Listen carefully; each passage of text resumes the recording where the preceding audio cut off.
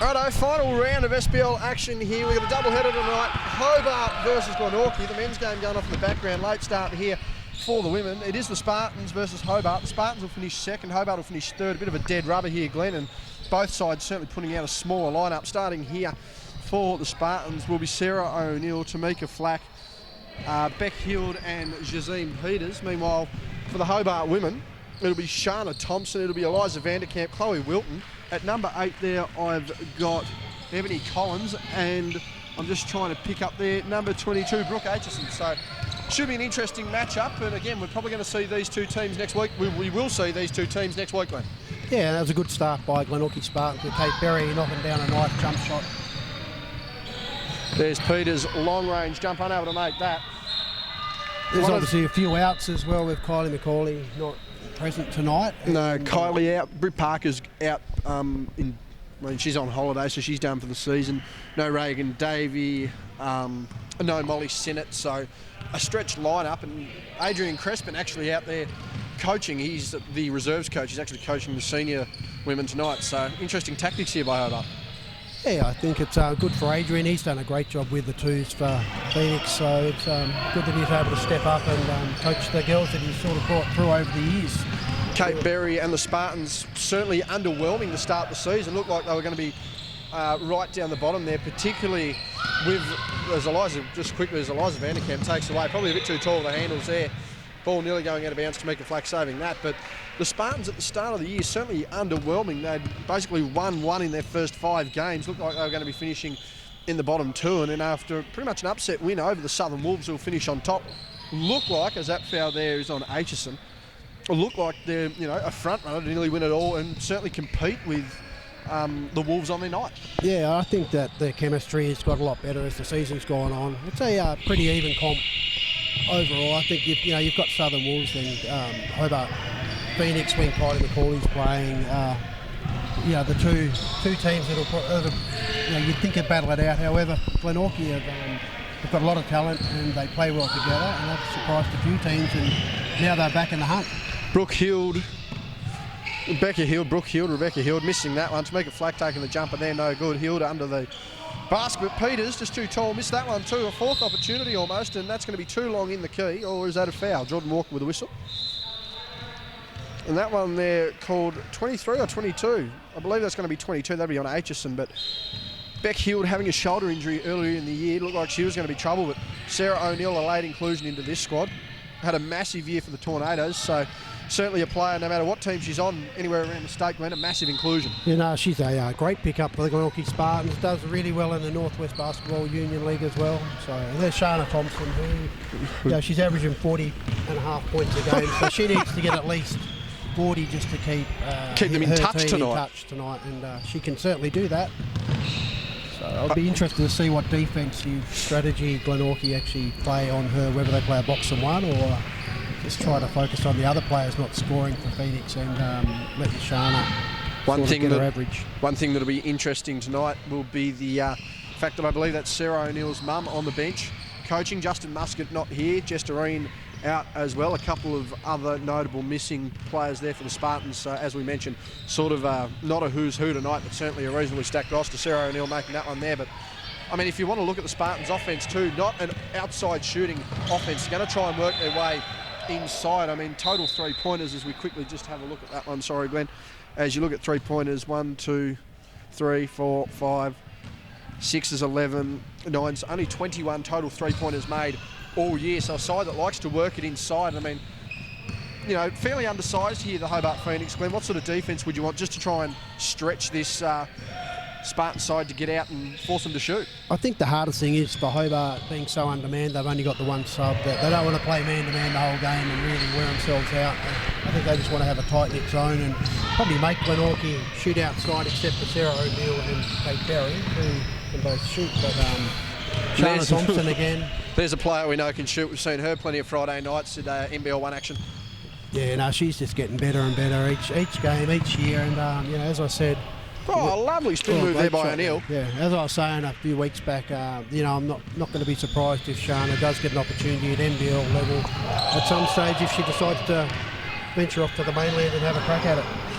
Sarah O'Neill, certainly another young up-and-coming player. Should be a chance there as well. Playing with the Tornadoes, had a standout year. One of the leaders of that team at such a tender age. She goes inside on the layup there, makes that. We've got a ball game that's 8-6 despite the big discrepancy in lineups here. And as we mentioned, Thompson averaging 40. She's certainly going to need that tonight. She pulls up for the 15-footer. Her shot's on early, Glenn. This could be interesting. Yeah, that's they've got to do something about that. Otherwise, she can get a 50-point game, no worries in this. In this sort of league here. So the other thing too, I think with Sarah O'Neill's mum coaching, she's got quite some good credentials, I believe. She coaches up in Latrobe. Yeah. So she's a premiership coach in the NWBU at the moment. So it's good for the young girls to have her coaching them tonight. Shana Thompson working her way inside once again. She's got all 10 points for the Phoenix early, and at this rate, if she's going at 10.5 a quarter, 20 for a whole quarter, she'll have 80 for the game. Do you reckon 80's enough to win it by yourself, Glenn? Oh, I don't know if she'll get 80, but you never know what can happen. Kobe Bryant I think he got 81 game in the NBA, so... Yeah, got 81. I think Kwame Brown and him combined for 83. You work out what Kwame had. Soon got traded after that as Kate Berry went inside there. And the senior experience of Kate Berry really going to come to the forefront tonight, Glenn. Yeah, I think now she's putting a bit more pressure on Shana. And I think if they have a player on Shana all the time, and if she gets past that player and they double team her, it's going to make it hard for Shana to continue shooting at the pace she's doing at the moment.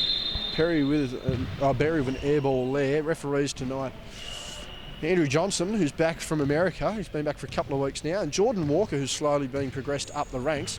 Thompson needs to get over very quickly. We're going to get called. We're not going to get called. That was the world's longest 8 seconds. Ticked over to 15, but I think in a game like this, you're probably going to let that go. Oh, I think so. Pass there to Wilton, working out of the post to Eliza Vanderkamp, who's slowly built her minutes in the NBL1, only 15 years old. She's going to get the holding foul there on the post. She's pulled up sore. She's had some junior competition during the year. And a timeout's being called. Spartans will go to the bench there. Score is 12-10, 4:33 remaining. Opposite court at the moment are the Wolves and Clarence United. It's a tight game there as the Wolves hit that shot there. And they've extended their lead now, 28-21 in the third quarter over there, Glenn. I'm wondering, not many implications there. I believe United will finish third in the men's division there, so it'll be a very interesting look. And final shaping up to be reasonably competitive this year. Yeah, it's going to be a really good final series for the men and the women. The men, I think any team can sort of beat anyone on the night. So like if you've got some of the guys that shoot really well, it can change your game so quick. So it's going to be hard to really, I don't know, I believe it'll be Phoenix and Glenorchy Spartans in the final, and it's going to be great to see those guys go against each other tonight. I think the big X factor here in the women's competition certainly been the Southern Wolves, the duo of Collins and Roberts. I mean, both having 50-point nights. Roberts had back-to-back 50-point nights. I think she had 112 across 2 games. I mean, she was dominant. Ellie Collins dominant as well. It's going to be an interesting matchup, whoever competes against them. But I think the big X factor here for Hobart is Kylie McCauley, having qualified for finals. I mean, just how big of a role does she play for Hobart if they're going to compete against that Wolves lineup? Oh, I think it's massive. Without Kylie in their squad, they really don't have a chance to stop Ellie Collins or Taylor Roberts. But I think, with Kylie there, she's also good offensively, hard defensive player, and brings her teammates into the game. Beck Hill, they're working inside. Gazina Peters misses that. Killed now with the ball kicking to Berry. Gets a nice dump down pass there. Peters again off the glass, missed that one. Ronda Fowl didn't get it. Big play behind us. We'll worry about that a little later. Thompson with the ball. She's got 10 already. Driving inside. She needs some paying customers on the bus ride. She's been caught on the drive. She'll go to the line for 2. Carried that ball nice and low, drawing a fair bit of attention there from the Spartans. As we quickly just have a look over her numbers on the season, as we mentioned, averaging 40.55 a game, 446 thrown, I think that 456 and counting. I'm gonna go out on a limb, Glenn, and suggest she probably wins a scoring title with numbers like that. I'd say she will, and in only 11 games, mind you. And I think Shana will probably knock down 50 points tonight if she keeps going the way she's going so far. Looking a bit sore at the moment. Ball down court immediately to Hill. Gives to Peters again. Limited numbers for both sides, as you can see tonight. Just under 4 minutes remaining here in the first quarter, round 20 SBL action. Finals next week, grand finals next Saturday. Inside goes Flack and one, and she'll head to the line. I've been well informed that our finals at Warrane will be senior women, I believe senior women are being played at 10 to 7, I think it is, Glenn. And I think senior men at 8:15 on the night, allowing our reserves teams get their grand finals out of the way and get a rest. And if they need to help their senior teams, they can get some valuable minutes out of those legs. Yeah, and it's going to be great. Just, hopefully they get a big crowd there, like the crowds down here. They don't really get crowds at Kingborough. I guess it's so cold in Hobart, and it's Wednesday night. And at each club, we've got Division 1 games playing on different courts, men's and women's. So it'll be good for everyone just to watch a main game and support the reserves as well. Always get a decent crowd out at Warrane. Good numbers last year, plenty in the bar as well. No doubt that's where our broadcast position will be. Thompson gets a quick one off, hits the ring, doesn't count. And hopefully a few less ales for JB before he calls the games this year. We'll see how that one goes as O'Neill goes down, gets a hesitation, gives to Berry. Fading pass, gives to Hilden that low block out to Peters, back to Berry. Stretching the floor with their passing, not able to get an outside shot, trying to work inside. Peters gets the number on Vanderkamp. That foul called there, pretty sure on Aitchison. She'll need to be careful. That'll certainly be her second or third foul. It looks to be Eliza Crespin, prominent reserves player here for Hobart. She's going to check into the game. Kate Berry really brings her teammates into the game. I think they've got to finish off a bit better from the passes that she gives. And she just keeps playing better and better each year. She's still averaging 18 points a game in a veteran role, I guess you could say now. But she still holds her own and is one of the top players in the league. Yes, valuable experience from Kate Berry again. Played many years, played pretty much at all levels, and a valuable contributor nonetheless. They need to utilise her as much as they can tonight. Try and get a result. Eliza Crespin turning up one over there. Good pressure from O'Neill. Hield coming down the floor, and certainly a size factor starting to come into it here for the Spartans. Hobart sort of trying to use this as training run, a bit of a scout. We'll see how it goes from here. Good passing again inside to Hield, and that one is going to be called. Pretty sure that one's going to be. That one on Vanderkamp. Vanderkamp not sure what's going on there. She doesn't look very happy, but it was a foul. It was a pretty clear foul from where we were. Yeah, quite straight on the arms. That'll put him over the bonus once again. Yeah, 2 shots as they've realised. And it's very interesting to see the Spartans haven't utilised their bench, and I just wonder whether the girls are there to get qualified in a game or whether they're just keeping the blanket warm for an injury. I'm not too sure. I'm aware that Hayley Gill is sick at the moment. Yep. So she just said to me before the game that she was in hospital yesterday with migraines. So hopefully she gets better and can play a part in the finals. A nice cold night and bright fluorescent lights are certainly helping the case there. Hopefully she's feeling a little better. Thompson on the short corners, missed that one. Pass out again to Wilton. Thompson for 3. She loves that one. That's why. Bang! Maybe Shana was a bit too close to the basket then. I'd say so. I'm pretty sure she's got all 15 points here in the first quarter. She's on track for an average of 60, but certainly looking at 50 tonight. And Shana can shoot from anywhere. She can play inside and outside. She plays good there as well. So she's a good all-round player. She's just got to do a fair bit on her own tonight, as you just mentioned. I think the big thing for Shana too is it's not that she can't play defence. I think it's that sometimes she doesn't try to necessarily put the effort in. She'll have to do that tonight, otherwise Hobart are in serious trouble. They can't fall out of third, but it'd be nice to have a bit of momentum going in. Hield with the ball, has made a nice shot there. Sort of a set shot over the top. 5-point lead now, 20 to 15. That's an interesting shooting style, but it was effective in that instance. So was that. My God, never looked like missing. Bit of BJ Radcliffe a couple of weeks ago. You and I were here to call that game, Glenn. Technical difficulties not allowing us to capture the audio in the last quarter, and some would say that's not a bad thing, but no, it's only a 2-point game. And I mean, if I apologise, Thompson, much like Radcliffe that night, is able to keep her shot up, it's going to be a very interesting game. One of the better finishes we've certainly seen this year, though, Glenn. Yeah, and probably BJ struggled early on, so I think it was good that he come back in the last quarter. He had, his shots weren't dropping, but whereas Shana Thompson at this stage hasn't. She's probably missed 2 inside shots. So needs to find the 3-point line and work backwards, I think. Yeah. She's going to the line now for what we can only assume is her 19th and 20th point of the quarter. Commentators curse. No, we're lucky at that point. We'll just when I say it. Yeah, when you say it, right, eh? On the other side of the court, 41-29 in favour of the Wolves. They're putting in a fair bit of work over there. We'll see how that goes. And I think Shana is a good defensive player, but she's in this instance she's going to have to try. She's going to try and help her teammates a fair bit. So There's another shot there. O'Neill unable to make that. Vanderkamp working over the top. That's a nice jump ball forced.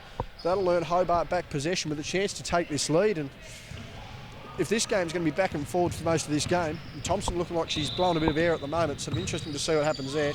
Needs to work. Lovely pass inside. Vanderkamp up strong and able to get it to finish. But Eliza's certainly shown spurts this year, Glenn, even in the limited minutes in the NBL 1, that even at 15, she's certainly got some talent for the future. Yeah, no, she's done really well, and it's good that she is getting the opportunity at NBL 1 level at her age, and she's only going to get better and taller. And her dad was a good played for the Hobart Chargers many years ago. Ooh, a fair bit of contact there, but the ref let it go. Eliza Crespin wanting that one, unable to get it. Rebound forward shortly by Hobart, and that does not look good.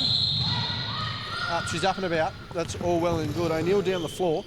Peters now with the ball, working inside. 13 seconds to go. She's missed that one. Berry boxing out, using her body to the best of her ability. And again, that stretch pass there. One possession left in it. There's another short corner jump shot. Kate Berry's been dominating that possession. And they're just going to dribble that one out. 2 points is our margin. Quarter time break. We'll be back with you momentarily. Second quarter underway here. 20-22 our scoreline. Girls going to take it from the back court. Lots of foot either side. Here's referee Jordan Walker working his way back up into the field. And Sarah O'Neill to take that one. Quarter time. Don Crespin, Adrian Crespin as he's known as, wasn't very happy with that last call. What sort of mindset does that probably change as the bank shot goes in there, I believe, from Flack? But I mean, what sort of mindset as a coach do you have when you go into quarter time, you feel you've missed a call and you're down? I mean, how do you deliver that message a bit cleaner than you stop it? That's not fair. We'll get back to the point in a second. And that one's gone out of bounds. So a big momentum swing. I think Adrian Crespin just wanted to let the referees know that they weren't happy with the call or the no call, and I think it's going to make the referees. Oh, lovely pass inside off the glass. Unable to get that. Eliza's going to work out the post there on Peters, gets a rebound and makes that one too. Nice effort there, good combination. Yeah, it's a great finish there. A nice pass inside. Yeah, I think Adrian Crespin just wanted to make the referees aware that he thought one of his players was hard done by, and he'd be hoping that the referees look at that next time if it happens. Adrian, with plenty of coaching experience, has dominated the reserves women's competition over the last few years, and a lot of that credit can come down to certainly several different players. But I mean, in Adrian's words, you get a couple of good players who understand the game. That one's a shot clock violation. You can certainly do anything. And I think that says for any coach, really, no great coach becomes great without great players as well. No, and he has good structure, and he wants the players, the Div 2 players, to develop to Div 1. So I think Adrian has done a great job for Phoenix over the years, and he's a really nice guy as well, and he looks after his players. That's why he was a bit upset before. Wilton with the shot has missed that one. Rebound taken away there by Flack. She's working on the baseline there. Great defence by Thompson. She's just got a hand in there, unfortunately, a bit of contact. And that'll be a foul there. Score is 25-24. 90 seconds gone just about here in the second quarter. And I mean, if you're the Spartans, what do you want to do here? You're not necessarily getting all the looks inside you want, and Thompson's hitting everything from the car park. I mean, how do you set your offensive structure, for ease of points? I mean, there's a good help. There's a good help there. But I mean, how do you stretch your defence? Do you keep Kate Berry on Thompson, or do you just try and play a bit of switch defence on the screen? I'd be making sure that there's always someone on Shana at all times, because she's not missing anything. As we talk there, Berry with the ball, she's held her off. That's just a nice pass there from Thompson. Oh, nice even under. Eliza's got to finish that. Unlucky to. Gets her own rebound. Can still see the basket. Good finish there. And Vanderkamp's height just coming into play the last couple of minutes. Yeah, it's good work from her inside, and that's forced by Kate Berry. They're not happy. I'm not sure what contact there was, but yeah, one thing there, especially with the referees, and I certainly would have noticed it as a player too, Glenn, as Thompson takes that, don't even worry about it. My God, probably one of the better shooting displays we've seen all year, men's or women's at the moment. She, as I said, she just doesn't miss. She's a great shooter. Berry gets inside there. I mean, one thing you'd say as a player too, Glenn, I mean, playing defence is it's not always great as a defender when a player who forces their offence is rewarded by, drawing a foul on you, so to speak. Yeah, true, very true. And they've really tightened their defence up now on Shana. Sarah O'Neill didn't let her breathe, and she's basically in a singlet. So Berry wanted that one there, accentuated a bit of contact. She can't believe it. Kate, the kind of player, seems to have never committed a foul, but is always fouled against. Always. Seems to be a lot of those here in the south of the state I've picked up on, but just a characteristic of the game as Peters takes that one, misses that. Long rebound by Wilton, gets it to Thompson. She's out. Eliza Crespin in support. That one's got to be a charge, and it's not. It's been called a block. Jordan Walker just not seeing the player set there. And it was nice of Shana Thompson to go over to Rebecca Hill then just to make sure she was okay, because it was a big hit. So Adrian Crespin just asking the question. She passed it off. Originally looked like wave to 2, but Jordan calling the pass off there, which is a good way. Turnover, unfortunately. Vanderkamp now with the ball. Wants to work that post, does. Unable to get the finish, and again, she's really tried to use her height in the last couple of minutes. And there really wasn't any reason for Shana Thompson to pass it then. So she was going to the basket as she does and going hard, and she expected the shots, but she didn't make a big deal about it. They just get in with the game. 26 of 30 points so far for Thompson. Healed with the ball, that awkward shooting style, as Berry's been boxed out there, and she's frustrated. That one's been called a travel. They're tightening up a bit there. Healed just using the rotational D. 30-26 our scoreline here on the other floor. It's now 47-40, a 2-point ball game in the Wolves-Clarence men's game. And that one certainly going to be interesting. I'm pretty sure the Wolves, that Clarence have made the 3 this year. Nice pass there by Peters. And just quickly as this game goes along, Glenn, Clarence certainly a side last year who let a chance slip, but, you know, have certainly been clicking on all cylinders with a lot of the talent they've had this year. Yeah, they've got a very talented side, but in the men's, they're all talented teams, so... in the women's, there's a couple of really... And you've got the top 3 teams, and then there's a bit of a gap. Aitchison back on the floor and is immediately fouled. That will send Heald to the line and an opportunity. Aitchison's going to be real careful here. If she fouls out, Hobart will be running and gunning by themselves. Yeah, so a quick sub now, as you mentioned, a quick sub just to make sure that she doesn't pick up any more. Yeah. And we'll probably talk more about the men's when the men's game's on, but you've got Southern Wolves in the men's that, Tad Dufai, when he's on, no one can stop him, and they've got Jalen Adams, so there's talent everywhere, whether they make the ball or not. The standard's really good. One big thing that we talk about here in the women's competition, which is certainly something that's happened this year, is a bit more of a spread of talent. Thompson working inside, gets a free gap, that one on the arms, she'll go to the line for 2. But certainly even a decent spread, besides pretty much Clarence United, Glenn, a pretty decent spread of talent across the women's competition as well. I mean, you're seeing 2 of the 3 top teams here, but Kingborough certainly a side when Taya Stevenson, Maddie Morada, you've got Marge Rava over in the background there, but you've got Pia Rhodes, you've got Rose Michael as well. They're a stacked side, and I mean, outside, I think Taya may be injured. Is she still injured? Yeah, I believe Taya may be injured, but I mean, 4 of the 5 teams have tremendous depth as well in talent. As Shana's missed a free throw there, Wilton unable to grab the rebound, but... And Clarence have also, they've got Emma Waller. Emma Dennis, I should say. Yeah, Emma Dennis, Emma Waller. Molly Dennis as well plays, and I mean, it's unfortunate for them is that they don't really have a lot of height. And Emma Waller, sorry, I do apologise. And unfortunately for them, it was probably a matter of if they were able to try and potentially get an import to play for them, would have been very helpful and changed things up. Unfortunately, Clarence had to drop their reserves women's team due to lack of numbers, so let's hope they can get up and about next year. But I mean, a competition, 5 of the 5 men's teams are competitive. Shot there by Berry. I mean, 4 of the 5 women's teams are competitive. As we have a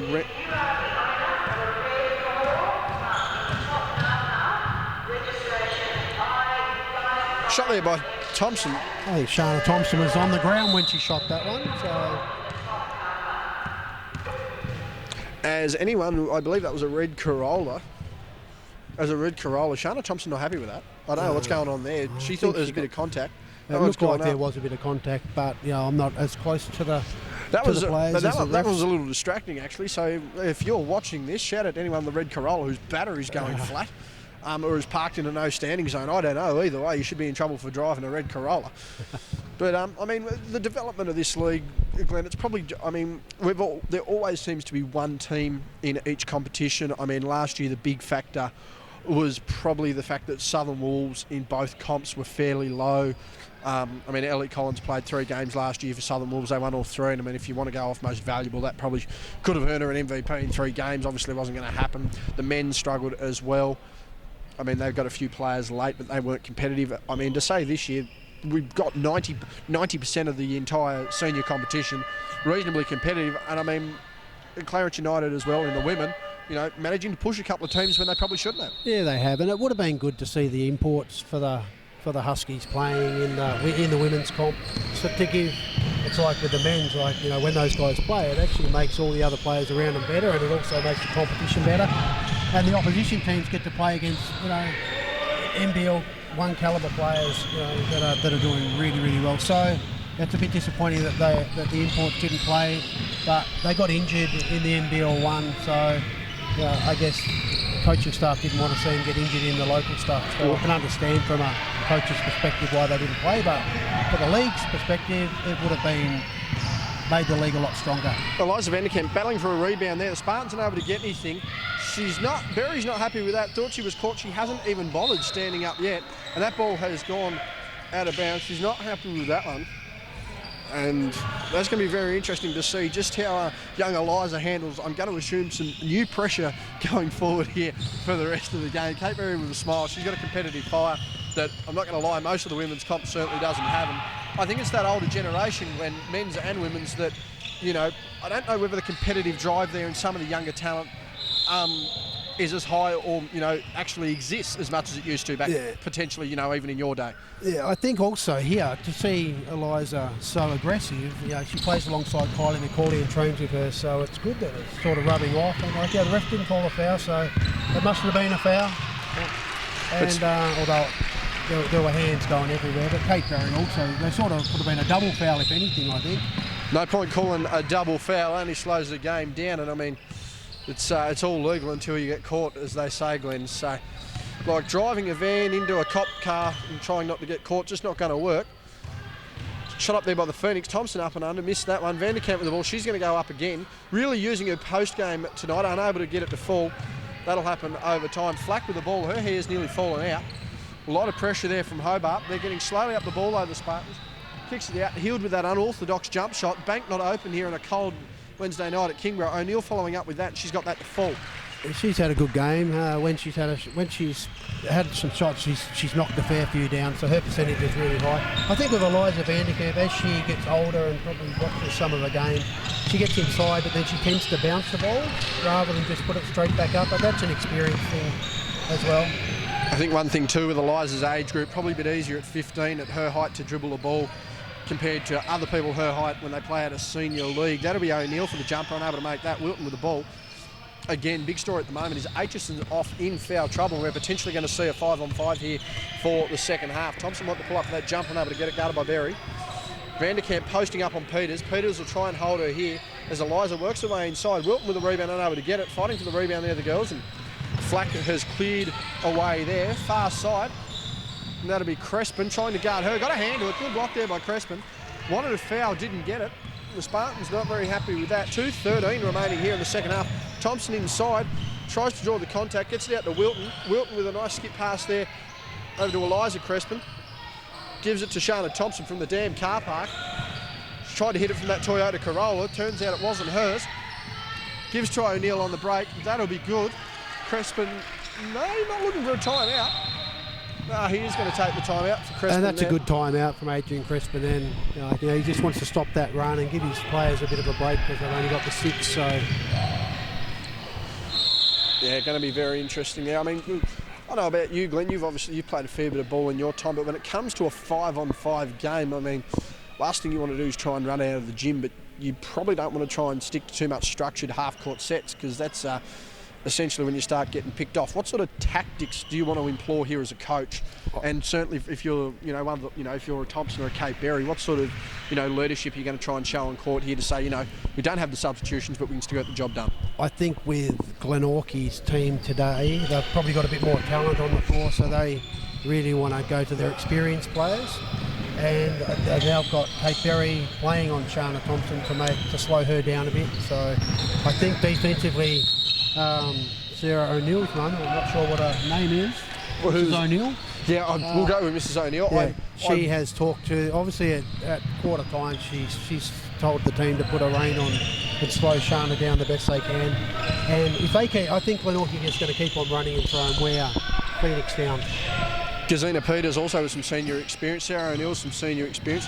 Tamika Flack's gone to the bench here. No, she's going to get back up. I don't know what she was thinking there.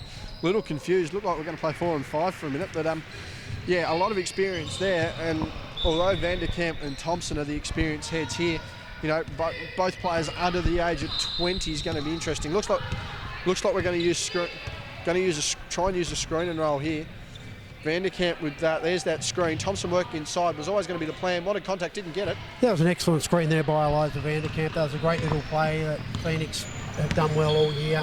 And, you know, it was big screens from a 15-year-old. Just great to see. You know, good pressure on the defensive end too. And I mean, that's just showed some experience there. I mean, the communication, especially with these two girls. I mean, playing club, you know, playing NBL1 with one another, you know, their junior development's essentially around the same sort of thing. We're going to try and run a similar play here by the looks of it, the opposite side of the floor. Kate Berry with a steal, and Jordan Walker getting the hands up. She's not happy with that, and neither is Mrs. O'Neill on the bench. Foul there.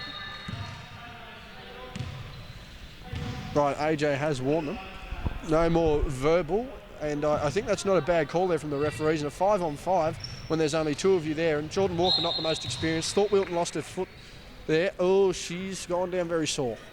Yeah, let's hope she hasn't hurt her ankle. But that was she went down very quick there. It didn't look like much contact. Actually looked like she tripped herself. We'll just keep a focus on this here. I think she's just off balance, and then she's not obviously moving. got pushed in the back, so you know there was no malice in the foul. But I was actually shocked. I thought she'd sort of kicked herself. She's gone down like a bag of proverbial. This isn't good. Very quality reserves player here.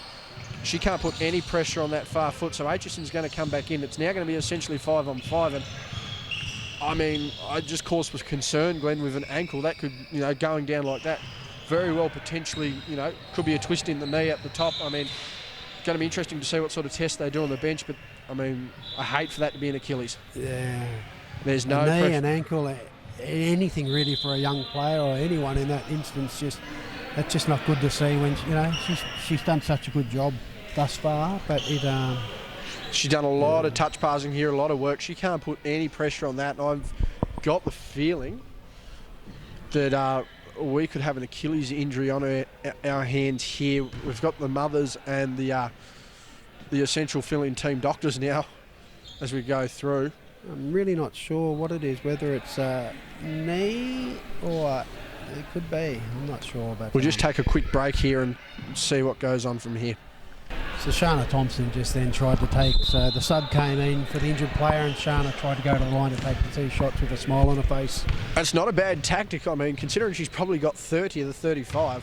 But Aitchison being the substitution has to take that. Again, just joining back after a brief stint in play. That would be Chloe Wilton, I believe it is. Glenn, Chloe Wilton is our number 22. Yep.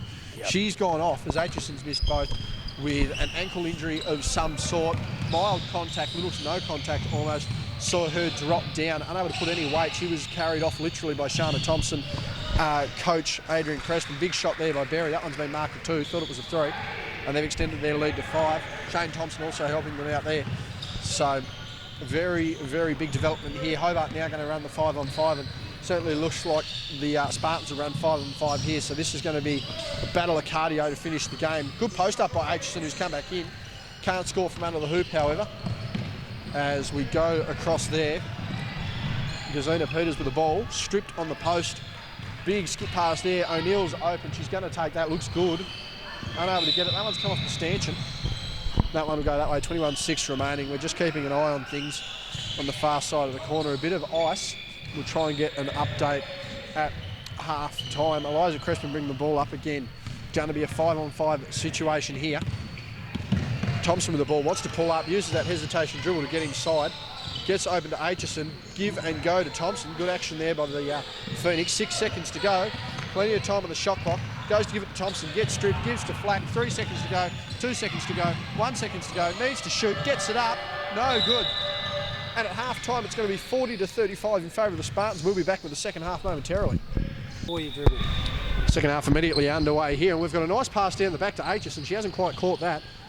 She's gone inside to Vanderkamp. She's got Peters. She's got it 1-on-1. She's used the glass high, and that's a great start here for a second half that's going to see the Hobart side make or break with Wilton on the bench. We're not sure what's going on. The back of the ankle being iced.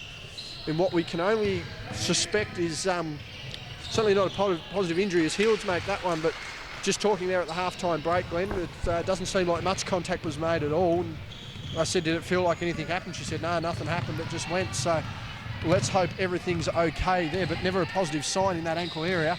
No, if you go down without any all. sort of force, as Eliza makes that one. Yeah, no, it's not good at all, but hopefully, it's not as bad as what we think it could be.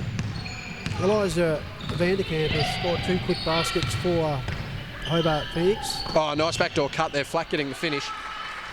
Great pass there by Kate Berry. The interesting thing about the conversation I certainly had with her while she's down and not well, she certainly didn't trust Shana Thompson to help carry her off. She said, what the hell are you doing here? And Shana said, I'm trying to help, and I don't think she thought it was helpful. 6 quick points, that's certainly helpful. Eliza Vanderkamp certainly filling that hole well, and she's going to be, her and Brooke Aitchison are going to have a lot of work to do on the glass in this second half. Wilton was a major contributor in that department. Speaking of rebounds, there's Thompson. She's off to the races. She's got Crespin in assistance, but that's not going to happen. She blows by Sarah O'Neill. Wanted contact, didn't get it. And that'll be Berry with the ball. Berry wanted contact, didn't get that. Thompson's just going to take a respondent through, didn't get that either. It's now a hard-fought battle with the ball. Thompson with it. She's going to go baseline. Needs to get the finish. Trying to get body contact on Flack. Doesn't matter. Thompson finishes that in what was a very hectic 30 seconds of play there, Glenn. There was, I think. Both teams thought there was a foul out of the way, but the refs let them play, and 2 points to Shana Thompson. Another 2 points to Shana. Inside there, Berry getting there. As we mentioned, only 21 made threes all year for the Spartans. But that inside offense is working for them, which I'm actually quite shocked, Glenn, because in comparison to the rest of the teams outside of Clarence United, one of the more undersized across the board. Yeah, I just think, not having Kylie McCauley inside. Shot there as we know back there, Ebony Collins making that one. Not having Kylie McCauley inside, it allows Glenorchy Spartans to take it in a bit more. They don't have as much pressure, but the young girls are doing a fantastic job for Hobart Phoenix tonight. And come finals, that's going to help them, this experience tonight, even without Kylie playing. When Kylie comes back, they're going to be a better team for it. Gazina Peters, far shot, missed that one from the corner. Thompson battling the rebound of a life. Aitchison with the ball, gives to Crespin, gives back to Aitchison. Aitchison, lovely work, and some of these reserves girls really stepping up in the last couple of minutes. Hobart now with the lead. And that was a really good pass there by Crespin. She could have lobbed it, but she didn't. She threw a great pass, and great hustle there in defence as well. So you're right, they are really stepping up to the plate. Eliza Crespin running around almost alone on defence at the top of the perimeter. She's grabbed that rebound in a good hustle for the last 30 seconds. Nearly travels. Flack gathers that ball back. Gazina Peters out to Berry. Berry's going to look to go one-on-one here with Vanderkamp. Once the contact doesn't get it, gets it eventually. And Eliza Crespin gets a shove for being in the way. And that one's going to be a foul called by Jordan Walker. That'll send Berry to the baseline. 6:42 remaining in the third. And no substitutions for either side here. A 5-on-5 game to finish one of the marquee matchups to finish the round. Southern Wolves versus Clarence United is not going to be a good situation. There's the 22nd three of the Glenorchy Spartans season. Just averaging over 1 a game now. I just think that, Glenorchy, they've got to get the ball in Kate Berry's hands, and then she creates for everybody else. So, got to run at the ball. And Thompson's not happy. We can audibly hear that. Wants to take the charge. Doesn't. Good hesitation there by O'Neill. Tries to force the 2-on-1. Not many can get back. It's going to be hard to get back in a 5-on-5 situation. Thompson's going to take it all herself. Wants a contact. Gives to Vanderkamp. Vanderkamp with 8 points here in the third quarter has been crucial. It's only 2 points. Spartans with the lead, 51-49. And again, that was really good penetration there from Shana Thompson. Eliza Vanderkamp seems to be in the right place at the right time and can read Shana's play really well. Not sure if that was Kate Berry or Dwayne Davey, a downward jump shot, as Dwayne has been noted for. And Berry certainly trying to lead the way here. Vanderkamp with the screen, but unable to get a pass off. Does eventually to Aitchison. Wants to go down to Vanderkamp, can't. Gives the go to Thompson. He's going to try and back down 2-on-1. That post move was never going to work. Vanderkamp off the glass. My God. My goodness. I think she's actually been doing unstoppable this quarter. I think Eliza's been out in the backyard with her old man, Bradley Vanderkamp, doing some of his old trick shots when he used to play. And they're paying off. Well, 10 points here in the third quarter. This is one of her best games of senior basketball of her short career so far. but unfortunately you've just got to be able to continue it on. I wonder whether they keep using her and Thompson. A 1-2 combination certainly could win this game. Aitchison with the ball. She's going to go that short corner, can make a jumper and does. That's a great little shot and a confidence booster. Aitchison with foul trouble early. She started to really lift her game here, Glenn. Yeah, no, as we've both said, they really are stepping it up. Hobart Phoenix being an undermanned side. A lot of these girls have a game after this. Eliza Crespin just getting up the floor, needs to slow down, gives to Thompson on the drive, doesn't get the contact, doesn't matter, makes a basket. We had a tied ball game and a timeout's been called by the Spartans, and you can understand why. Yeah, and a nice left-handed layup there. Good finish there from Shana Thompson. So I think Adrian Crespin will be very happy with his team. And, you know, Glenorchy have done a lot of good things as well, so it's not just, you know, it's 55 all. We probably would have expected Glenorchy to be about get 10, 15 up at the moment. To get up, but the heart that Phoenix is showing and the young players stepping up has made it difficult for Glenorchy to play their normal game. 55 all is our score on opposite side of the floor at the moment. It's 69 all heading into the last quarter. Wolves and United, that one looking like it's going to be a good game as well. I don't think Wolves can... I'm unsure actually where Wolves stand. I'll try and get a check of that in the three-quarter time break, but that one's certainly an interesting ladder booster. But yeah. 55 haul here, Glenn. It's a 5-on-5 game. We've had what looks to be a season-ending injury potentially to Wilton over there. We're not quite sure exactly what it is, but the back of the ankle is iced as Kelly O'Hearn is just heading over to have a look. Thought she would have been informed a little earlier. Nonetheless, it's going to be interesting to see how we go here to finish this third quarter. And I don't think so. What's that, sorry? Yeah, she's just confirming with Andrew what's going on here. I'm not sure what the percentages are, but I haven't seen Sarah O'Neill miss too many shots tonight, so maybe I think Glenorchy need to get the ball to Kate Berry to penetrate, get her double teamed, and then to try and get Sarah O'Neill open, because she's not missing many shots at all. Peter's a big match up here at the moment. She's going to play a massive defensive hand here in the last quarter. Certainly not so much offensively, but defensively guarding Vanderkamp is going to be a key. O'Neill and Berry going to be the battlers. Heald with that awkward runner has made that, and she's certainly made an impact too, Glenn. Very under the radar. Yeah, no, she's got a few nice shots in this quarter and starting to step up. We've seen her throughout the year score a lot of points. There's a lot of contact there on Shana Thompson again. Good screen there by Vanderkamp as she's managed to work her way around. And again, that two-man game is something they're going to have to run with. Yeah, interesting to see how Adrian Crespin uses that. O'Neill nearly losing her feeding.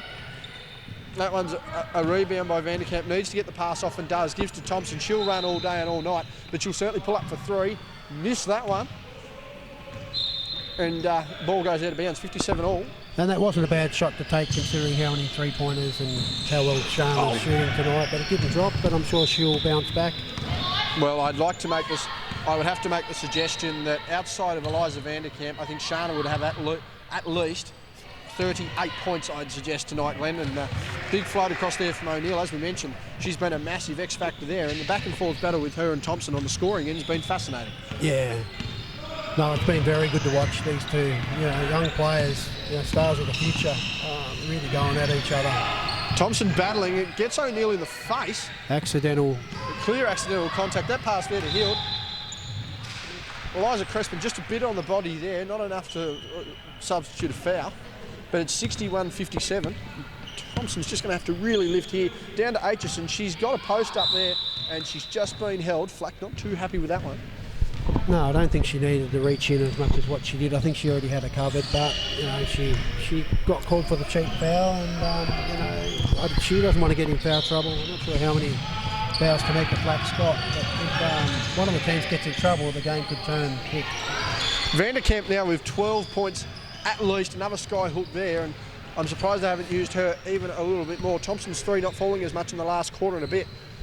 They're certainly finding the hot hand in Vanderkamp. Skip pass there by Flack to Hill. That unconventional set shot jumper, reminiscent of those who would have any idea who Dolph Shays is to play in the NBA. Bit of distance in that one. Not sure the set shot was ever really taken here in Australia. I mean, we didn't really hit the pro leagues for... There's a lot of contact here. Mid-late 70s. Contact there, not paid. Thompson with the ball, bit of a floater, missed that one. Vanderkamp lucky not to give away a foul. 2:25 remaining here in the third quarter. O'Neill around the back, driving up the floor. Crespin now with the ball, gives to Berry. She's got a mismatch she wants to take advantage of. Goes inside. Peters, back to Berry. Needs to make that one, doesn't. And Collins will go there, and And although Hobart. that shot didn't go in for Kate Berry, she passed, she cuts, she does all the basic things, and so she reads the game really well. Unfortunately, the shot didn't go for her, but it was still a good offensive set for Glenorchy. Aitchison's missed that one. Rebound not taken by Vanderkamp. Berry with the ball. Ball passed down to Hild. She's going to be chasing that one out of bounds into the bleachers. 1:54 remaining. Adrian Crespin will take a timeout. It's 59-61. Still a tight ball game. We're partway through the last quarter on the other side of the floor. The Wolves lead 75-72 in another entertaining game. But again, the big story here is we're down to 5-on-5. Chloe Wilton out with some sort of lower leg injury, potential Achilles. We can get to that later on. But I mean, Glenn, it's good to see. We were wondering what was going to happen here, who was going to take control here for the Phoenix, and I certainly wouldn't have thought that Eliza Vanderkamp would be the one leading from the front offensively. Yeah, no, it's been really good, and I think for Hobart, if someone's hot, they get them the balls, whether it's Shana Thompson, Kylie McCauley, whoever it is. In this case, it's Eliza Vanderkamp, and both are penetrating, getting the ball inside to her, and she's finishing off really well. So it's great for her to get this experience against, a pretty good Glenorchy Spartans squad. As we quickly see on the far side again, that is Chloe Wilton with Kelly Ahern. 1:54 remaining here in the third quarter. Another cold night, Glenn, here at the Kingborough Sports Centre. Certainly can't be helping your neck. You're down on the seat. I need to invest. I think we need to invest in some sort of beanbag couch next year. Make it a bit more casual. I don't know whether Lazy Boy Recliners will sponsor us. And there we go. The referees have picked up on it. That's what happens when you're the best in the business. You can sit down on the job. And that's why I'm still standing. Eliza Crespin to bring the ball up now. A night of Eliza's, Vanderkamp and Crespin. Thompson leading the way. For Dad's not carrying players off the court, Shana's trying to carry him on the court. She's gone the handball and the offensive foul's been paid. And she's just barged through hip and shoulder on a handball, Glenn. Not the right sport. And Shana knew straight away that she's sort of off balance. Had stopped dribbling, so she had nowhere to go, and the Glenorchy defence set her up to get that charge. If you're a coach if you're either coach here, Glenn, it's not the traditional coaches. It's not necessarily the traditional lineups. Heading into a semi-final next week where these two will play, what do you take out of it? I just think that the fact that, Hobart are getting so much production out of their junior players is going to really put them in a great spot come finals. Eliza Vanderkamp again scored another great basket inside and a really nice pass from a teammate. So Emily Collins with a steal there, Thompson with the ball. Can you take much out of a scout though? You're heading to the semi, they're undermanned. If you're scouting this game looking for next week, what do you try and take out of it? Obviously the production of a Vanderkamp's there, but if McCauley comes in, that sort of somewhat cancels out. How serious do you take it? Where do your matchup problems come in? It's a good point actually, because it's been a bit of a run and gun game this whole game tonight. If someone's open, they're going to shoot it, so you don't have to have too much of a space to jack it up, just like Shana did then. And again, another good screen from a teammate again. So the teamwork is what I think is going to help both teams. They're not. There's some individual plays, but it's because of good structure, good help from their teammates. Unorthodox shot, we'll call it unorthodox. There's a nice jumper there from Kate Berry, very similar. Bit more of a Aitchison now out to Thompson. Crespin in assistance. Is Crespin going to get the ball? She is. Round the back, she needs to finish. She catches the own block, needs to make that one. Gets her own rebound once again. 10 seconds to go. Aitchison, Thompson needs to shoot it for three. Looks good. Bang! Big finish then. We're going to get one more shot up here. O'Neill's not even going to chase that one, and at three-quarter time, Hobart take the lead, 67-61. We'll be back with what is bound to be an exciting fourth quarter momentarily. Fourth quarter about to get underway. Shana Thompson with 43 heading into the final quarter. Sarah O'Neill with 22. Kate Berry with 16. And it's, we said Shana's going to need to get, she's going to need nearly 60 to win it. She's on track at the moment. And it'll be very interesting to see how this one plays out, Glenn. Yeah, especially with that 6-point lead. They were down, I think it was 57-61, so they've got an 8-point run in straight away. So hands there from Ebony Collins. I just think Hobart are talking lots more in defence. They're a lot more positive. Glenorchy might be a bit down at the moment, but it only takes a shot to get their confidence back. And that's a good steal there. Eliza Crespin just keeping her hands in. Had to get out of the way there. Ebony Collins. Contact there was called on the body. Good hands. They can't believe it. as they try and look over here if you can see. The guys can't see, and they're not sure where that one's come from, but clear contact there. Ebony Collins riding her on the hip there, Glenn, and Hill's going to be rewarded with 2 frees as she's missed the first one. Yeah, I think Hobart didn't think there was much in that one, but as we say, the referee's closer, and the refs have been consistent in this game, so there's been no qualms. Reasonably consistent all year has been a bonus. First missed, second good for Hill. As we come down here, the fourth quarter, Shana Thompson finishing with a bang. She's over that 40-point mark. She's going to be looking for 60. Average 40 and a half a game on the season. Ball wanting to get inside. Ebony Collins, the foul before, unable to get inside, and that ball will head out of bounds. I mean, what do you... If you're the Spartans, what do you try and change on defence here, Glenn? You've had Eliza Vanderkamp killing you under the hoop. You've had Eliza Crespin stepping up defensively. You've had Brooke Aitchison stepping up. What do you do? I'd be trying to deny Shana Thompson even to get the ball at all. She's Glenorchy needs to double team that one there. So that's a great shot from Shana. 45 now for Thompson. She's hard to stop at the best of times, except for when she's getting a lot of shots here. That was a lot of contact in that play there, but she didn't get the call. Her head nearly got taken off, but Sarah O'Neill's just taken it on the chin and is back in defence. Well, she didn't take it on the chin. It was either the jaw or the forehead. There was a lot of contact. Upper body contact was called. And I think the big thing with denying Thompson too, as Hobart head down on offence, is if you deny Thompson, you deny an entry pass to Vanderkamp, who had double-digit scoring there in the third quarter. Yeah, I'd probably double team or play a boxing one on Shana Thompson. There's O'Neill, got the contact that time. That one on Collins. She's going to be very, very close to her 5th foul. Yeah. And we're just going to see what goes on there. She's got 2 shots. Yeah. So I'd probably play a boxing one on Shana, and then that way, with the boxes in there, it's going to make it harder for Eliza Vanderkamp to get the ball inside, because the defence is going to come closer and make it harder for her to get that one-on-one play where she's actually dominating her opponents in this second half. Third foul called there, Ebony Collins, according to the bench, who don't have paddles but are nonetheless using their hands to signify. 69-64 is our score line.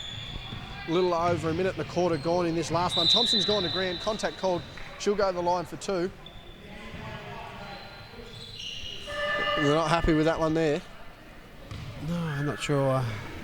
I know Shana was sort of going as hard as she could to the basket, and she's good enough to get the contact. However, I'm not sure that Sarah O'Neill believed that foul should have been on her, because she played pretty good D. And the other thing too for Hobart is that, you've got Kylie McCauley out, all that experience. She averages 22, 23 points a game, plus probably 10, 15 rebounds, but she intimidates, her opposition. She makes players change shots, so to not have her in the game tonight and still be up by 5 points is a credit to the Hobart club. Well, we've got someone walking towards us here, Glenn. We might have to go on mute very, very shortly. Thompson with the ball. We're not trying to get the face now. They're walking away. That's all right. Bang! And another 3-pointer from Shana 48 Thompson. points to Shana Thompson now. And what's been an impressive output. Nearly at that 50 mark. You confirmed 48 is Gazina Peters just stretching the floor there. Get the shot up. A very good Thompson. play. She's going to want 50. And Shana's played good defence as well. Oh, that looks good. Oh, no. Unable to make that one. She's played both ends of the court as well. I know she's obviously getting a bit tired, but, she's played really good defence as well, so really good all-round game. Nice pass there from Berry. Good finish there by Peters. And, again, that's the one thing the Spartans have had all year. They're able to penetrate the dribble with their experienced players and just open up that baseline really, really nicely and slowly paying dividends. Thompson inside. Got the contact, lost the handle, gives back to Thompson again. She's outside, guarded by Hill. Hands off, Aitchison going inside, steps around off the glass. That's 50. I don't know if that was a bit of a travel or not, Ben, but one of those new steps that I think it's called the 0 step, Glenn. The 0 step. 0 step. I think it makes up good. I think it's to make up for a lack of skill, but that's just me. Maybe I watch too much old school basketball. That one there by O'Neill looked pretty clean, however, though, for Thompson. It's interesting to see. Well, Shana doesn't lack skill, but it was she just seems to finish. She's a great finisher, probably the best finisher in the league down here. And she's only 18 or 19 years of age, so hell of a future ahead of her. Eliza Crespin wanting that one, unable to get it. As Berry goes down the floor, gives to Hild. Crespin trying to get a body on her there, unable to. Hild scores that one. It's 75-72, and the real question now is how long can the legs hold out for Hobart? Yeah, I think so. Like, you know, the Glenorchy are trying to wear... Oh, that's an offensive foul on Eliza Vanderkamp there.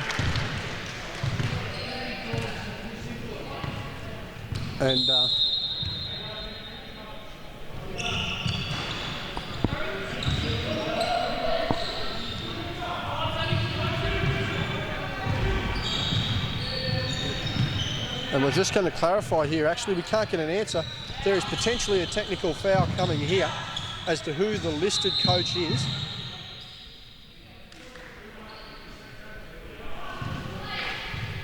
Oh, okay, so AJ's just asking him, AJ's Shane just Thompson, just to contain himself because he might not have his name on the score sheet as a coach or an assistant coach. But the foul will probably, considering there is no bench at the moment, I don't think you can probably give a foul to Chloe Wilton, who's out injured, but that one will certainly go on Adrian Crespin if they're not careful. So she's got 4. And I can understand, like, you know, there obviously was a push that we didn't see from this side of the court. So for Eliza Vanderkamp from Hobart's perspective, to make that a legal block, but you know, if there wasn't a push, it was a block. So. I think the big thing there is using the angles to your advantage. Thompson just using her spin nicely there, gets the finish. She's got well over 50 points now, and she's leading the game in scoring. That's a great play by Shana Thompson again. That's a foul by Shana Thompson. Can we get 2 shots? Yep, Collins has been laid out there. Thompson on the reach in as they went by. So it's going to be interesting to see what goes on there. 2 shots. A lot of instructions being barked there from the Hobart bench, so it's going to be interesting to see how this goes. Opposite side of the floor, just quickly, 94-97, 13 seconds remaining. Jacob Richards goes to the line, makes that. That's a 4-point game. And a timeout's gone, so that will now be 94-98. United have managed to claw their way back, as Berry makes that one, but United have managed to claw their way back, take the lead by 4 points on the other side of the floor. There's a lot of points scored tonight, which is great to see for the people that will watch this game at a later date. Better than, well, certainly better than just some of the games we've seen this year where 50 points is won basketball games. You know, certainly better than seeing teams score 50 and lose by 50. So a balanced night offensively and certainly some competitive spirit. Berry missing that one. Thompson with the ball. She's going to want to try and break away. Jump ball called. That one will go the way of Hobart. 77-73 our scoreline here. 5:47 remaining. Shana Thompson's doing it really well both ends of the court, as we said. So, you know, they're all... But I just think that Hobart and... I think both teams are going to get quite a lot out of this game. Ready for the finals. There's a 3. Game. No good. Thompson's shot just seeming a little off. She's had her moments, but this second half proving costly, and probably why they've tried to work inside a little more. Eliza Vanderkamp just trying to stay out of trouble, however. 4 fouls. The 5th one will see her off, and a 4-on-5 will cause problems. Needs to stop arcing her arms over there, going for the rebound. Nearly a holding foul there, not called. That one there, Berry, I think she senses it. Trying to work her way inside, can't draw the contact. Free throw line, bread and butter usually, didn't make that one. Vanderkamp with the ball, needs to watch what she's doing. She's over halfway, she doesn't have any help. Berry reaching in, again, didn't commit the foul, just ask her. 5:04 remaining here in the 4th quarter. Timeout has been called. That one will go in the way of the Spartans. I think Eliza Vanderkamp, you know, took the ball up to over the half court and then tried to slow down, but Kate Berry did foul up. But yeah, she's going to be an interesting last 5 minutes to see what the Spartans are actually thinking of doing now. I just think that the young girls from Phoenix have just done such a great job. Regardless of whether they win or lose, they've got to be happy with the performance that they put up against a very talented Glenorchy team. And just see some lurking there between the benches. It'll be very interesting to see. So we're just keeping an eye on here. Foul trouble for Hobart. Both referees talking. Jordan Walker slowly working his way up in the referee ranks here. Andrew Johnson, plenty of experience across all levels here, umpiring in the south and certainly across Tasmania. A bit of a crowd building up now at the far end of the stadium as the Hobart squad and the Glenorchy squad and both men's heading forward for what is set to be a double header here tonight. It'll be a very interesting finish to this season. Ball's going to be in on the far side. Emily Collins to inbound, and we'll see what comes of it here. 5:04 remaining here in the final quarter of action. It's the final round, in fact, of women's action for 20 19. Finals coming up next week. Inbound play, Aegis That's a Flack foul. not even looking at the ball. That one has to be a foul, and was. Knee-on-knee action there, and Flack's just a little sore. She's going to back out of the baseline, then we'll see what happens. Very smart and quick pass there from the Phoenix player. Just got the Glenorchy Spartans off guard, and hopefully That'll be Aitchison. Aitchison can put foul shots in. I didn't want to say anything before it. I haven't seen her shoot before. So. And we won't say anything for the next preceding 5 seconds.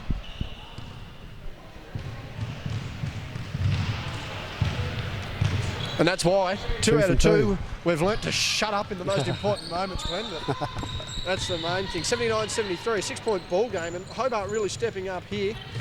Foul trouble really going to prove the difference here. They can't afford to put them to the line.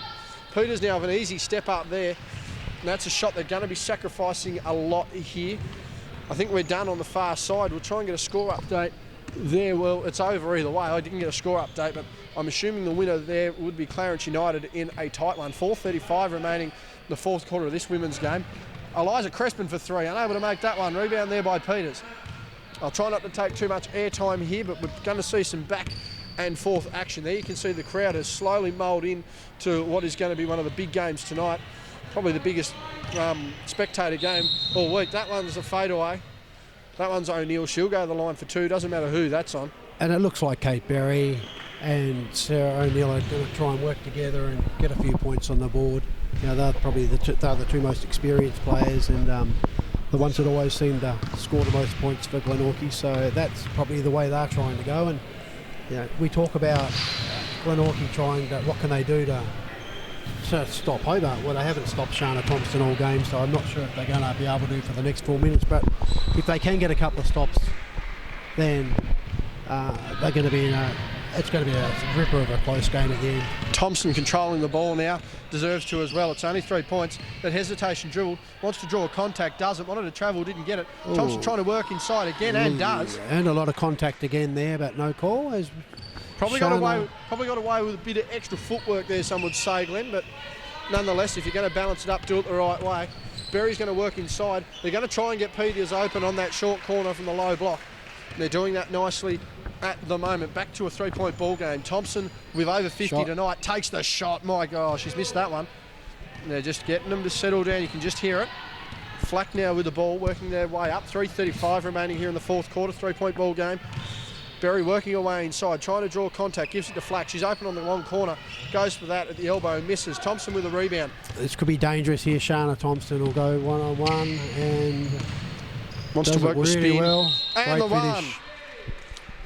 She's played a fantastic game tonight. As you know, I must say she'd be in line. It's going to be an interesting MVP race, I guess, with Ellie Collins and Taylor Roberts taking both off each other again. Kylie McCauley hasn't played the whole season this year, and Shana's averaged 40 points a game. So, well, here we go. We've just in the meantime, Tamika Flack with 5 fouls. That's going to see Claudia Mann come into the game for the first time. A lot of fresh legs there, but I mean, when you've sat for 36 and a bit minutes, Glenn, and you're coming on a cold night, I mean, you know, you've got to try and warm up very quickly and have an impact, particularly when you're down by 5 on the scoreboard. Yeah, and Tamika Flack played hard. She does all the hard work. She plays tough defence, so she's going to be missed. Hopefully, Mann will be able to pick up the slack. A big sacrificial foul earlier, her 4th, just caught off guard with a quick inbound pass, changing the game. Berry going inside, Vanderkamp sliding her feet. Wanted the foul, didn't get it. Thompson now with the ball. It's 84-78. She's working her way down very quickly. One-handed on the scoop, didn't get it. Vanderkamp fighting, didn't get that either. Berry now with the ball, comes down, gives to Hill. They're just going to slow down, get into their set. Gives to Peters, not quite where she wanted it. That's what I like. She liked that. Then Shana Thompson missed the layup and was O'Neill with nice the 23rd 3 of the Spartans season. Glenn, back to your point. Yeah, I was just going to say Shana Thompson missed the layup, but she busted her backside to get back in defence, and it's really disappointing when people miss shots and then just stay back and don't play D. So she kept on going, and there's a bit of contact. Contact on the body there. Spartans girls not happy with that. Peter's not happy with it either. That's going to be Thompson going to line. 2:32 remaining, 84-81. We haven't started on the far side there, and we've got a long time until we start on the far side there. But Thompson now with the ball. She's got well over 50 points tonight, and she's absolutely carried this team on and off the floor, literally, as Chloe Wilton went off with her injury. But, I mean, this is what you call an MVP performance. Oh, for sure. Like, you know, we thought she was going to get 60 off camera before the game started. It's actually probably going to happen. Yeah. And she's played good defence as well, and she's looked out for her teammates, so she's given some great passes off as well. So, quick response from Glenorchy Spartans. So big finish there by Hild. She's been slowly progressing. The third option tonight. Thompson with the ball, trying to draw contact, doesn't get it. Aitchison back to Thompson. She's going to go one-on-one here as much as she can. Screen by Aitchison. Oh, the lane just opened up. Put a steamship down it. Yeah. Shana Thompson goes bang. That's really good teamwork again. Like, you know, I don't want to keep going on and on like a broken record, but the screens are in the right place for Shana Thompson. They're not worried. Oh, there was a bit of a push off by Kate Berry there, maybe. But I think she just used her height advantage there, Glenn. She's missed that one. She does it well. It's that experience, and she gets, you know, she knows what she can get away with, and she does it well. And she doesn't get that many calls of her own because when people do that to her, she wants a foul. But I think it works itself out pretty evenly for the contact she gives to her opposition. No, Thompson, that's ridiculous. That is ridiculous. You just that can't never looked stop like that. missing. No. Most of her shot, all of the shots tonight haven't looked like missing. Well, O'Neill with a big answer though. And another quick reply from Sarah O'Neill. So she'd have 30, at least 30. Yeah, she'd have to have 30 tonight. She's a great player as well. So, you know, one-on-one matchup here. We've got some absolute champion guards here that are going to go big places in the future. Thompson's just gone flying over the back. Hand drop down. She's going to get the foul call there, and she's very unlucky. She's very lucky not to give away the over the back. That one there, I'm not sure. The foul's been called, and the timeout has been called. Crespin to have the ball. 1:14 remaining. 91-85, 6 fouls each, and very lucky there, I think, Thompson to get over the top as the referee's mother walks past. I'm not sure if Sarah O'Neill she had her hand straight up and then she dropped them down. I'm not sure what contact there was, but I think that's where the referee. I think they were very lucky not to, I thought they were very lucky not to give away an over the back on that one there, Glenn. I mean, Shana Thompson just telling her teammates to slow it down. Eliza Crespin just getting a little excited there. And we're just seeing a lot of tactics being talked there. 91-85, I mean, the ball game's certainly still live. I think one more shot could certainly do it. Yeah, and we've got two foul shots now for Shana Thompson, so I'm not going to say how she goes. I know she hasn't missed any all night, but so I better be quiet and not put the mockers on her. But, you know, that'll take it out to an 8-point game again, which will make it difficult for Glenorchy to come back. It's going to be interesting to see here at the foul line. Thompson has to have 60 at this point. O'Neill has to have 30. Berry herself was in the teens. She'd have to be mid-20s as well. Yeah, so and a lot of assists. So she sort of brought her teammates in, as Shana has as well. Eliza Vanderkamp had probably 18, you know, up to around probably 16 to 18 points, and most of those come in this half. So it's really good to see, you know, some of these other, some of the younger players doing so well. Not just on the scoreboard, but also just the way they play. Yeah, 14 points in the third quarter alone for Eliza Vanderkamp, making up most of her scoring options. Crowd really poured in for this game. 2 from 2. Not much interest in the one on the other side of the floor. It's 93-85. Clock has started. And Eliza, I mean, is it the young Crepston girl? She's played some great defence as well and got a couple of really good skills during the game. There's good defence there by Ebony Collins. They've just got to slow down. They do. Give it to Thompson. She gives to Crespin. Crespin has to go up. Does off the glass. Big finish there, and they're now 10 points up. She can't believe it. She's had she's played a great little role. And that's the thing, yeah. As has Ebby Collins. So they are really, they're still talking up in defence, so they've got a lot of confidence. This is going to be a massive character build too. I mean, going into next week, obviously some senior players coming into the squad, but I mean, massive boost knowing that you're going to the semi-final against a similar squad. We've got a special interview category coming through. She's back once again, Instagram superstar. Oh, and Matt's there too. G'day, Matt. How you going? 28 seconds remaining. 12, 11, 10 on the shot clock. Thompson's just going to dribble this up to get one more score. Wants the pull-up, doesn't. Kicks to Collins, needs to get the shot. Gives to Aitchison to put a nail in the coffin. Doesn't. Vanderkamp puts the nail in the coffin. That's a great play there from Phoenix. They got an open shot at miss. Oh, we've got block there. He's going to call. It's pretty good defence as well. So, but the referee has to make a call. and that was the call that he made. We're going to see O'Neill at the line for absolutely diddly squat nothing. It's not going to mean a thing. That shot misses. And I tell you what, this has been an unbelievable game of women's basketball. One of the better ones we've seen, Glenn. I mean, 5-on-5 for pretty much the entire second half. And a big upset.